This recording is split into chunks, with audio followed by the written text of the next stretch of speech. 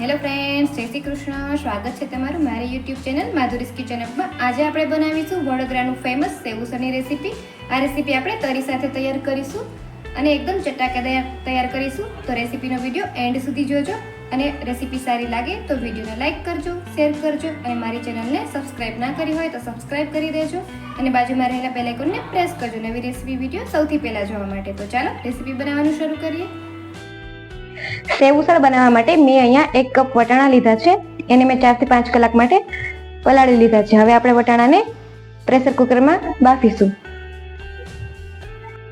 હવે આપણે બધા જ વટાણાને પાણી નીતારી અને પ્રેશર કુકરમાં એડ કરી દઈશું.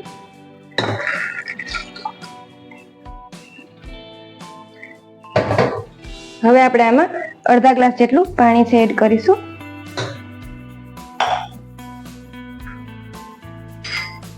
હવે આપણે આમાં અડધી ચમચી જેટલું નિમક એડ કરીશું. હવે પ્રેશર કુકરનું ઢાંકણ બંધ કરી અને હવે આપણે આને મીડિયમ ટુ લો ગેસની ફ્લેમ ઉપર 5 થી 6 વિસલ છે કરી લેશું. વટાણા બફાય ત્યાં સુધીમાં આપણે ડુંગળી અને ટોમેટોની પ્યુરી છે તૈયાર કરી લેશું. અહીંયા મેં 2 નંગ ડુંગળીને રફલી ચોપ કરી લીધી છે, તે આપણે મિક્સર જારમાં એડ કરશું. 10 થી 12 લસણની કળી અને 1 આદુનો ટુકડો લીધો છે, આપણે એડ કરશું. હવે આપણે આમાં પાણી એડ નથી કરવાનું. હવે આપણે મિક્સર જારનું ઢાંકણ બંધ કરી અને આની પેસ્ટ છે તૈયાર કરી લેશું. ડુંગળીની પેસ્ટ છે આપણે અહીંયા તૈયાર થઈ ગઈ છે. હવે આપણે તેને એક બાઉલમાં કાઢી લેશું. હવે આપણે ટોમેટોની પ્યુરી છે તૈયાર કરી લેશું. અહીંયા મેં 2 મીડિયમ સાઇઝના ટોમેટાને રફલી ચોપ કરી લીધા છે. હવે આપણે તેને મિક્સર જારમાં એડ કરીશું. હવે મિક્સર જારનું ઢાંકણ બંધ કરી અને આપણે આની પણ પેસ્ટ છે તૈયાર કરી લેશું. આપણી ટોમેટોની પ્યુરી છે એ પણ અહીંયા તૈયાર થઈ ગઈ છે. હવે આપણે તેને એક બાઉલમાં કાઢી લેવાની છે. 4 થી 5 વિસલ થઈ ગઈ છે. હવે આપણે પ્રેશર કુકરનું ઢાંકણ ખોલી અને વટાણાને એકવાર આપણે ચેક કરી લેશું.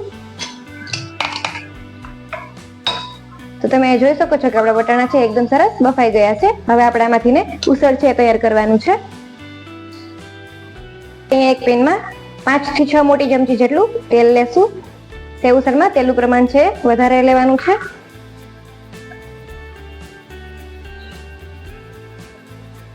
તેલ ગરમ થાય એટલે હવે આપણે તેમાં થોડુંક જીરું છે એડ કરીશું. હવે આપણે તેમાં જે ડુંગળી અને લસણની પેસ્ટ તૈયાર કરી હતી એ આપણે હવે આમાં એડ કરવાની છે.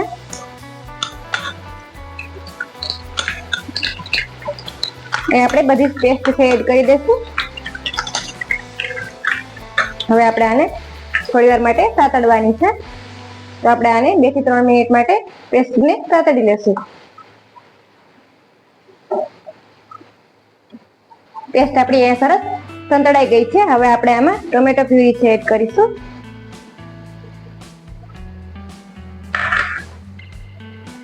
આને પણ આપણે બરાબર મિક્સ કરી લેશું.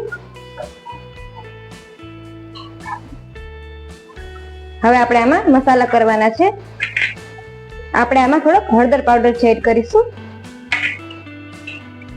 સ્વાદ પ્રમાણે નિમક છે એડ કરીશું. થોડુંક રેગ્યુલર લાલ મરચું મેં અહીંયા લીધું છે, આપણે આમાં એડ કરીશું. કલર માટે આપણે થોડુંક કાશ્મીરી લાલ મરચું છે એડ કરવાનું છે.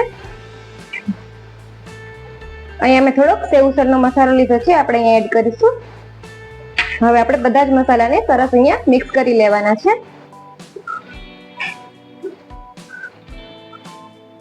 આપણા અહીંયા મસાલા સરસ મિક્સ થઈ ગયા છે. હવે આપણે આમાં 2 થી 3 મિનિટ માટે ઢાંકણ બંધ કરી અને આપણે આને તેલ છૂટું પડે ત્યાં સુધી આ ગ્રેવીને થવા દેશું.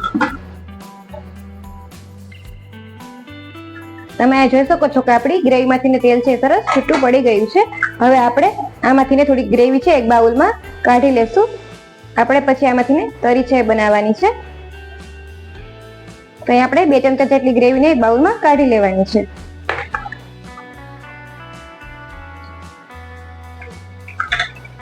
હવે આપણે આમાં જે વટાણા બાફ્યા હતા એ આપણે આમાં એડ કરીશું.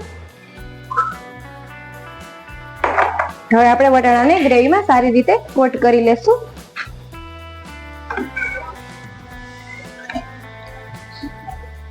આપણે આને ગ્રેવીમાં સારી રીતે કોટ કરી લેવાના છે. વટાણા આપણા અહીંયા સરસ ગ્રેવીમાં કોટ થઈ ગયા છે. હવે આપણે થિકનેસ માટે અહીંયા 2 ચમચી જેટલો ચણાનો લોટ લેવાનો છે. હવે આપણે આમાં થોડું પાણી છે એડ કરીશું અને આની સરસ પેસ્ટ છે તૈયાર કરી લેવાની છે.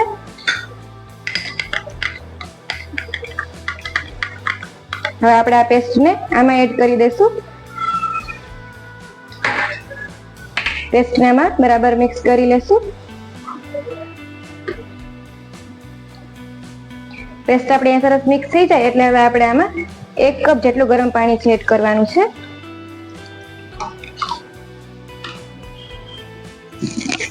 આને આપણે 1 થી 2 મિનિટ માટે હલાવી અને હવે આપણે આને ગ્રેવીને થવા દેવાની છે. હવે આપણે પેનનું ઢાંકણ બંધ કરી અને ગ્રેવીને 7 થી 8 મિનિટ માટે થવા દેશું. આપણી ગ્રેવીમાંથી તેલ અહીંયા સરસ છૂટું પડી ગયું છે. હવે આપણે એમાં ધાણા ભાજી છે એડ કરીશું. હવે આને મિક્સ કરી લેશું. તો આપણું અહીંયા ઉસળ છે તૈયાર થઈ ગયું છે. હવે આપણે કરી બનાવવાની છે. અહીંયા ગેસની ફ્લેમ છે આપણે અહીંયા બંધ કરી દઈશું. તરી બનાવવા માટે આપણે અહીંયા આવી એક પેનમાં 2 થી 3 મોટી ચમચી જેટલું તેલ છે એડ કરીશું. તેલ આપણું અહીંયા ગરમ થઈ ગયું છે. આપણે જે પેસ્ટ આમાં કાઢી હતી એ આપણે આમાં એડ કરી દઈશું.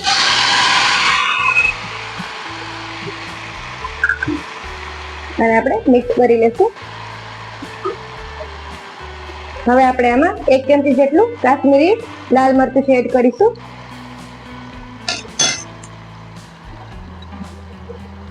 જેનાથી આપણો તરીનો કલર છે એકદમ સરસ આવે.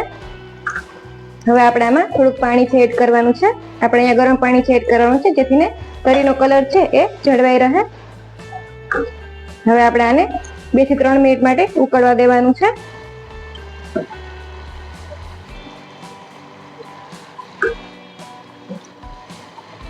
તો આપણી તરી છે અહીંયા સરસ એકદમ તૈયાર થઈ ગઈ છે. હવે આપણે ગેસની ફ્લેમ છે બંધ કરી દઈશું.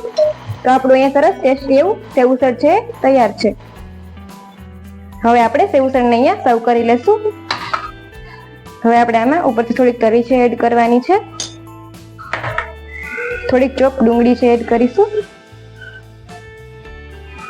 અહીંયા મેં થોડીક જાડી સેવ લીધી છે એ હવે આપણે અહીંયા એડ કરવાની છે. તો તૈયાર છે આપણું ટેસ્ટી એવું સેવઉસળની રેસીપી. તો આ રેસીપી એકવાર જરૂરથી ટ્રાય કરજો. જો રેસીપી સારી લાગે તો વિડીયોને લાઈક કરજો, શેર કરજો અને મારી ચેનલને સબસ્ક્રાઇબ કરજો. Thank you for watching.